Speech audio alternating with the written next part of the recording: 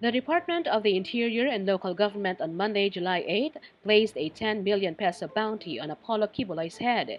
DILG Secretary Benhur Abalo said the reward money will come from private individuals who volunteered to help for the capture of the embattled religious leader.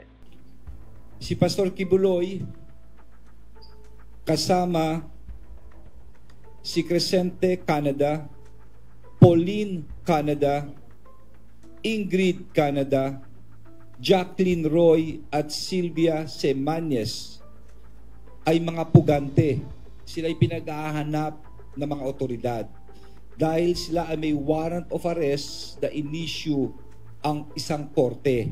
Meanwhile, a 1 billion peso reward each was also offered for information on Kibuloy's 5 co-accused. They were identified as Crescente Canada, Pauline Canada, Ingrid Canada, Jacqueline Roy, and Sylvia Señales. Gusto ko hong i-anunsyo sa mga nanonood at nakikinig na meron tayong mga kaibigan na gustong tumulong sa paghanap sa kanila at nag-o-offer ng reward ng 10 million pesos for any information leading to the arrest of Pastor Kibuloy.